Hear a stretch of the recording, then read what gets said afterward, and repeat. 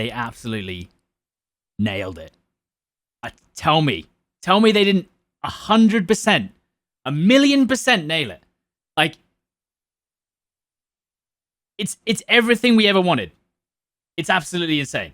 You know, think about my reaction when I watched the BF5 trailer. I was like, okay, yeah, it's World War II, whatever.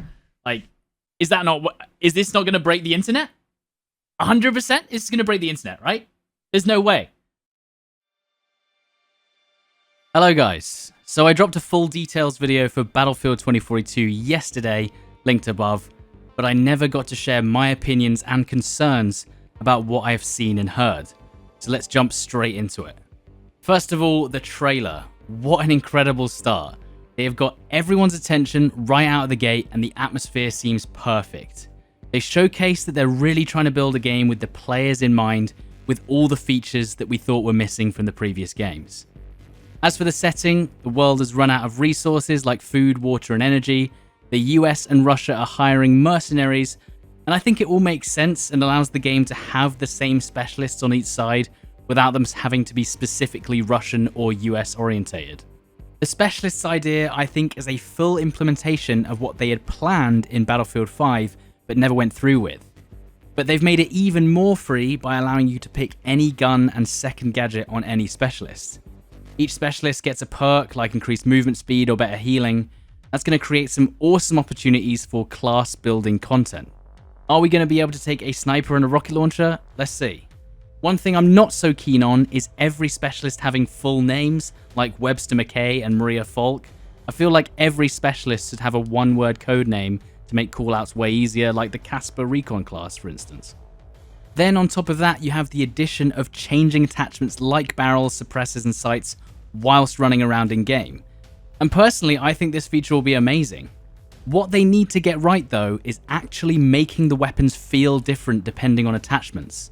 If there's barely any difference in attachments in terms of damage, ADS speed or movement speed, then it will just be a gimmick if there's no reason to actually change the attachments. Although switching from close range to long range optics will be useful in many scenarios.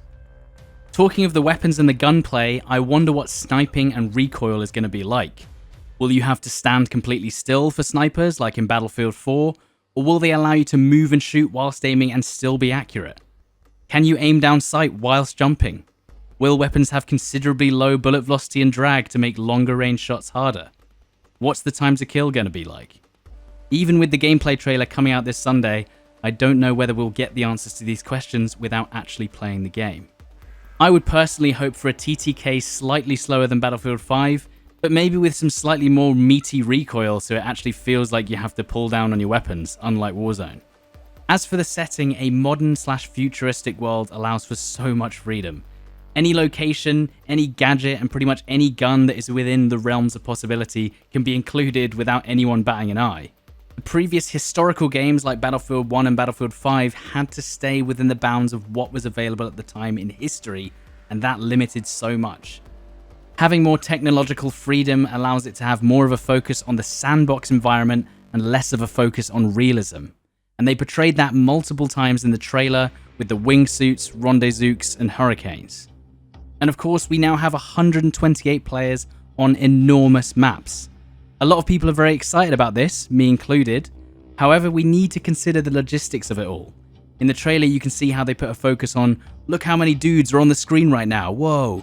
But in reality, on a map almost 3 times the size of any previous Battlefield map, like Breakaway, which is 5.9 kilometers squared, it'll almost feel like PlanetSide, where players are scattered across a vast map, and you'll occasionally find pockets of action if you know where to go, but it can still feel quite empty. And then on the other end of it, you'll have choke points on smaller maps completely overrun with players to the point where you might not be able to move. But to be honest, that does sound quite fun. I think we'll be seeing 5 to 6 man headshot collaterals in our near future. I think the breakthrough mode is going to be a much more focused experience, and the conquest mode is going to be more free, but also more random. And of course, there's going to be 64 players on smaller maps using old gen hardware like the Xbox Series X and PS4.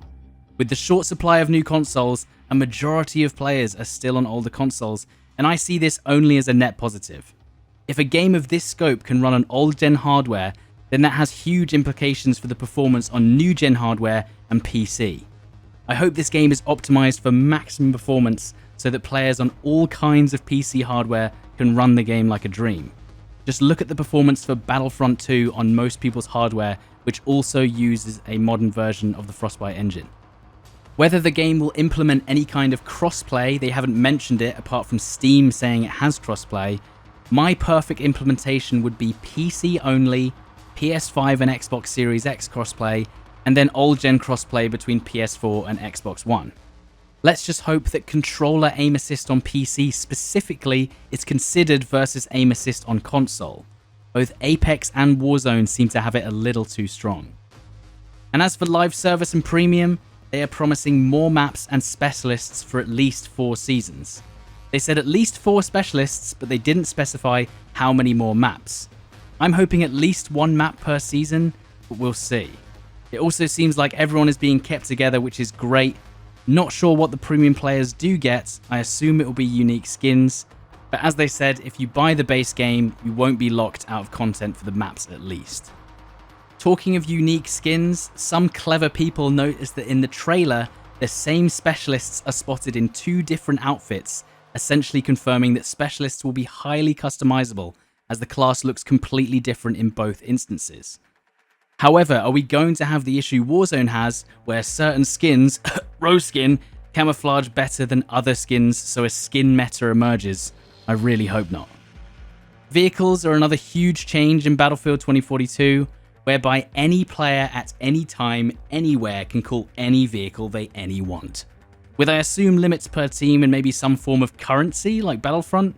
So you do objectives and kill players to earn currency to buy drops. Maybe even just an extension of the squad points we had in BF5, but for individuals? I don't know. The devs have even confirmed that you can drop vehicles on top of camping players on buildings, suggesting you can spawn them literally anywhere on the map. Again, another boost to the sandbox environment that they are pushing. With how big and open the maps are, I am a little concerned with how powerful the vehicles will be. One thing I've seen in screenshots and the trailer is that there is a lot of open space without cover for infantry. I really hope that the anti-vehicle weapons for infantry are sufficient to deal with vehicles, or we'll end up with a situation in BF1 and BF5 where vehicles can find spots to be unkillable on the map. It was less of a problem in BF4, but I guess we'll see. I also wonder what kind of balance the automated sentry guns and potentially the robot dog will face. It might be like UCAVs and mortars all over again, where if they aren't careful, players can sit in unreachable spots and only use the robot dog to kill you from 100 meters away. Another tool that's really great for stream snipers and griefing players.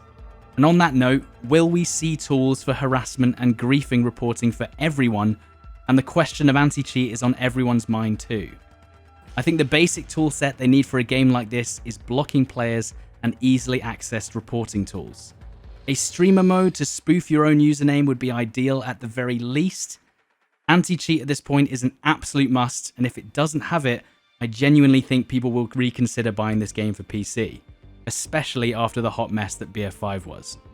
A lot of people are also sad about the exclusion of a single player mode. If you look at the actual data for how many players complete the single player since BF3, there's been a downward trend to where only 18% of the players who bought Battlefield 5 actually finished the story. The cost of building a single player mode is often more than 50% of the budget for the entire game. So not only is more budget going into 2042 multiplayer, but so are 4 of EA's dev teams. Surely they can pull this off with that much attention. The only issue, of course, is that the game is priced the same as a game with a single player, so they better make it worth it. Then we have the new experiences that they're offering in this installment of Battlefield, All-Out Warfare being the Conquest and Breakthrough modes, and then we have Hazard Zone, which they have confirmed will not be a Battle Royale. Are they making a mistake by not including such an iconic popular mode in the FPS genre? Personally, I think not. As I've said before, the only way they could really compete with Warzone is to just remake Warzone in Battlefield.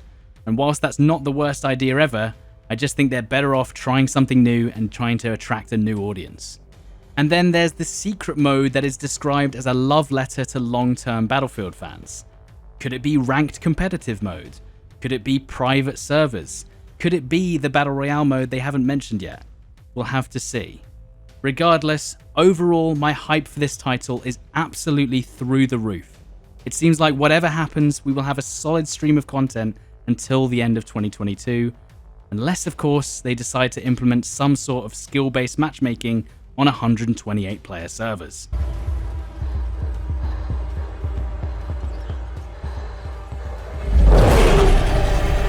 Memes. Anyway, we have the gameplay trailer on Sunday, in which I hope a lot of my questions and concerns are answered. After seeing the trailer and the info, let me know what concerns and positive additions you care about in the comments below. And make sure to subscribe to catch my gameplay trailer breakdown. I will see you on Sunday.